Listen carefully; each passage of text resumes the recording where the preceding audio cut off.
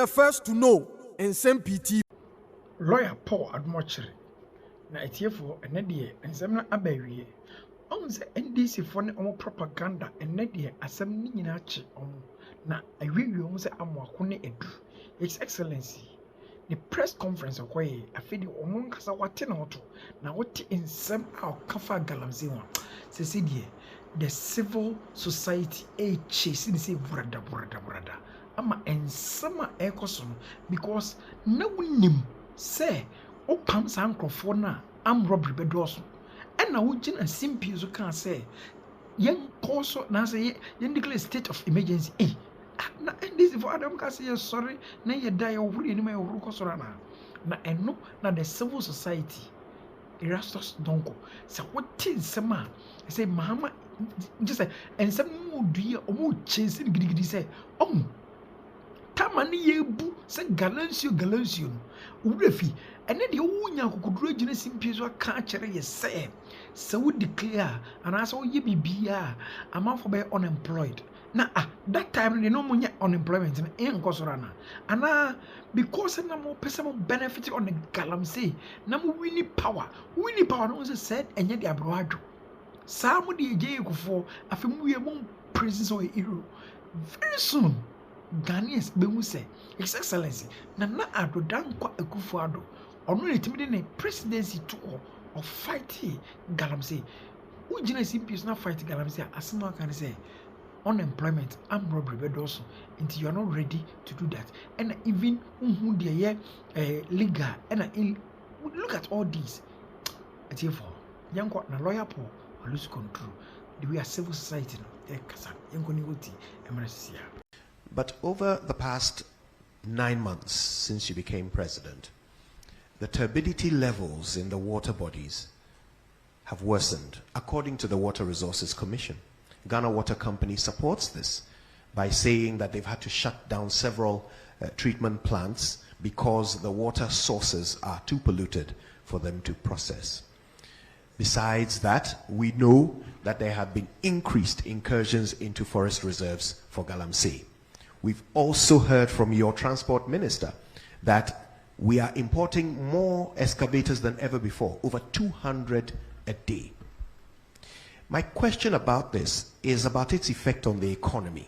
Recently, the finance minister has been touting the work of the Gold Board led by Nsem-Pii for being an anchor to the economy, especially when it comes to stabilizing the city.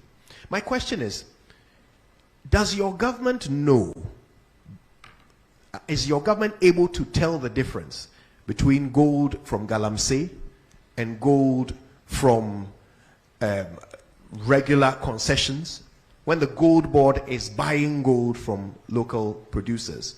And could it be, because so much of it comes from galamsey, could that be the reason why we are seeing some reluctance recently in the fight against galamsey, in the sense that the IGP's efforts have been stopped and he's brought back his men from the forests? Could this be because? Thank you very much. I think your point is made. The narrative that the galamsey menace that we have been experiencing over the last 20 years can be stopped, ended, terminated by a presidential decision to impose a state of emergency. You can agree with that. A state of emergency would mean, like those of you who are old enough when COVID came, what we went through during COVID. You can't move, you can't this, you can't that, you can't that. So when you impose a state of emergency in the areas where there's galamsey, it is illegal for people to be moving in those areas, and therefore the security forces take over, and people who are seen to be moving would have committed an offense. That's the point. That's the point about state of emergency. And it sounded very plausible and sensible to many of us who were worried about the galamsey menace. Now, why doesn't the president just impose a state of emergency? A state of emergency is usually a final resort for something that you can't do anything about. And we all believe that at that time, 2022, 2023, we had gotten to the point where the government's efforts had failed, and therefore we needed to put a state of emergency and stop it. Let's watch these videos of some of the apologists of the NDC campaign and some of the anti-Akufo-Addo voices that insisted that a state of emergency was the way to go. Have a look. They should declare a state of emergency. All mining should just stop now. Yes, we have to declare a state of emergency. Just as we declared lockdown during COVID, let there be a certain declaration of it. It shows seriousness. Yes, I think that national emergency be declared now and today, not tomorrow. President Akufo-Addo, stop Galamsey now! We will continue this fight and we will continue this struggle until our water bodies are protected. It is his responsibility. The people of Ghana elected him. He is currently the president of Ghana. And it is his responsibility to deal with Galamsey now. A few moments later.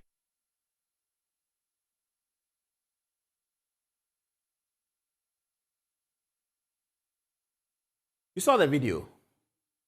Minister for Foreign Affairs, Samuel Okudzeto Ablakwa, says, declare a state of emergency now, President Akufo-Addo. Current Minister for Education, Idrisu Haruna, a state of emergency must be declared now. The most significant, current Minister for Lands, the Honorable Ama Kofi Boa of Elembele. Nice man. He said, the only solution is to declare a state of emergency. Honorable Kofi Boa has become Lands Minister. Today, he's in charge of it. He thought that the solution was a state of emergency. He was clear in his mind, and we all agree with him that the solution is to declare a state of emergency. He's today Lands Minister. Samuel Okudzeto Ablakwa said that you have to declare a state of emergency not tomorrow, not 3 days' time, not next week, but now declare. Today is Minister for Foreign Affairs. Sam Nate George led a demonstration with Ghana flag around him. Said that President Akufo-Addo must declare a state of emergency. Today, he's a Minister for Communication. The question was put to the president yesterday. Given the escalated concerns about Galamsey in terms of the damage that it is doing, it's doing more damage today than, if you do a year-on-year analysis, Galamsey is doing more damage in September 2025 than it did in September 2024. If you go to year-on-year, July 2024 to July 2025, you will find 2025 worse. Almost every indicator about Galamsey is worse today. Later on, I'll read to you Erastus Asaridonko's Facebook post, and you'll see it. So the question was put to His Excellency the President, who was running this campaign. Last night, this is what President John Dramani Mahama said. I've been reluctant to implement a state of emergency in the Galamsey fight because we've not exhausted the powers we even have without a state of emergency. We have the opportunity to arrest anybody, to confiscate any such thing. There are laws for forest protection and all that give us enough powers to be able to act. Implementing a state of emergency might sound nice, but it should be the last extreme, the last resort. So for now, let's exercise all the powers we have. And if it becomes necessary for a state of emergency, then we'll look at it. It means we have to go to Parliament. The President can't just declare a state of emergency without, going to Parliament, because there's a limit to how long you can maintain that state of emergency. And so I believe that we still have leverage to continue to fight Galamsey without necessarily implementing a state of emergency. It means that we have to delineate the areas where the state of emergency is operational. And if you look at the area where Galamsey is taking place, it covers several districts of our country. And so we would do it if it becomes necessary. But for now, I think that we've given the security services enough powers to be able to deal with people who are found to be involved in Galamsey. State of emergency is off the table. Earlier, before the press conference, Johnson Asedun Katia, the chairman of the National Democratic Congress, also indicated that the state of emergency was not something they were considering, because it has economic implications. Yesterday, President Mahama addressed other economic implications, the employment situation created by Galamsey. If they do a state of emergency, all of these people are going to stay at home, they are going to contribute to robbery, etc. The jury is out there on the answers the president gave for the Galamsey issue. Let's see what some civil society actors said. First, we begin. Now, let me have the president. First, we begin with the president as it was over there. Yes, this is what was captured by 3 News. He said, I've been reluctant to declare a state of emergency in the Galamsey fight because we haven't exhausted the powers we even have without the state of emergency. I was listening to Joy this evening. I heard somebody from Forestry Commission really struggling to make the point. The interviewer was very hard on him. That what are you talking about? And civil society this morning or across the networks on radio stations have been very upset. They've been terribly upset. They're all very angry about the president's answers. What do they say? Do you have some for me? Let's go to the civil society one. They're going to put it up, and then we look at it. This is the first one. This is by Manasseh Azuri. It's not that long. Let's read it. President Mahama has been brilliant tonight. From his first term and now, President Mahama has always demonstrated a strong grasp on all the sectors. He is not the kind that can be easily fooled by a minister or an appointee. On Galamsey, however, he has been very disappointing. The decay did not start in the last 8 years of Akufo-Addo. As the president said, I was a journalist when President Mahama was president. In his first term, I did not see the seriousness in fighting the menace, and his body language doesn't seem to show that it will be any different. The land that is destroyed because of Galamsey can produce food crops, so we should stop creating the impression that the only alternative to illegal mining is deviant acts, as the president said. Why disband the IGP's task force instead of just asking them to verify permits when they visit a site? Which sites did the task force invade that turned out to be a legitimate mining concession? Mr. President, so far you have done well. Ghanaians are beginning to hope again in many sectors, but Galamsey was always going to come. He was very aware. Unless after listening, I don't get that word, but after listening to you tonight in the fight against Galamsey, I feel more hopeless after listening to you tonight. That is from investigative journalist Manasseh Azuri telling President Mahama that after the answers he heard the president give, he, Manasseh, feels hopeless. Okay, this one is my best. It comes from Suleiman Brima, who is the Media Foundation for West Africa's executive secretary. He says, Akufo-Addo fought Galamsey harder than Mahama's current government. Suleiman Brima fires. The other day, I said, one day, it's turning out to be sooner than I thought. We will come back and talk about Akufo-Addo.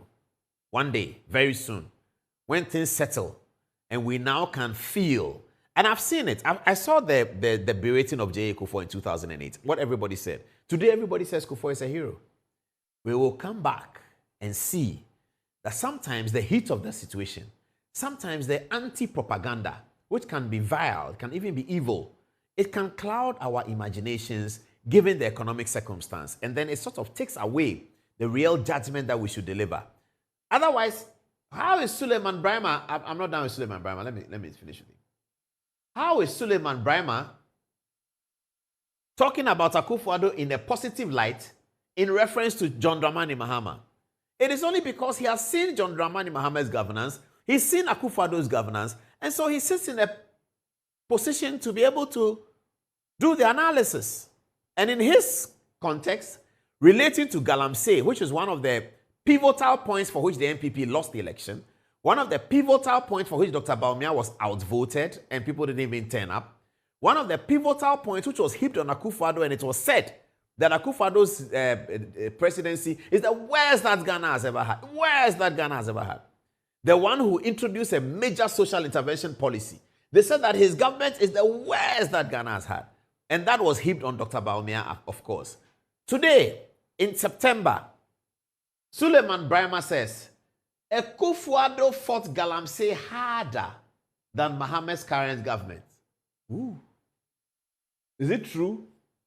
I don't believe it. Is it true? Let's go to Ken Ashigbe, what he said. Ken Ashigbe said something. Yes. He said, the story is that, he says, President Mahama's response on Galamsey fights is disappointing.